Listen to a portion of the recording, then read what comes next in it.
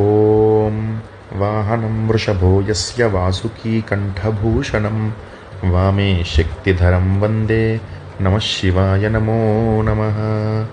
శివాయ గురవే నమః. నమస్కారం. జన్మకో శివరాత్రి అని మన పెద్దలు చెబుతూ ఉంటారు.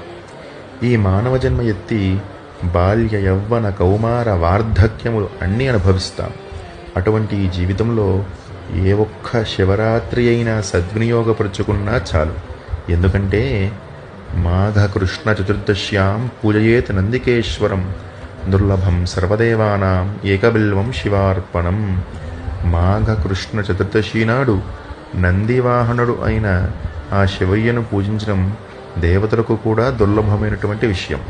అలానే కేవలం బాహ్యమైనటువంటి కోరికల కోసమే కాకుండా సుఖశాంతులు కోరుకుంటూ పరుగులు తీస్తున్న ఈ జీవిత పయనంలో ఒక్క రోజుని ఆపి ఉపవాసము అనగా శివయ్యకు దగ్గరగా ఉండి ఎప్పుడూ బయట చూసే మనం ఈ ఒక్కరోజు మనసుతో లోపలికి చూడడం ప్రారంభించి జాగృతం చెంది జాగరణ చేస్తూ ఏ ఆకారమూ లేని నిరాకారుడైన ఆ లింగమయ్యను అనుభూతిలోకి తెచ్చుకుని అంతర్ముఖులమై వాత్సల్యపూరితమైన శివానుగ్రహం పొందుదాం.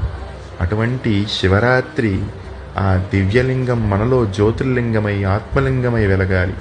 దేశమంతా జనులంతా సామరస్యంతో మెలగాలి.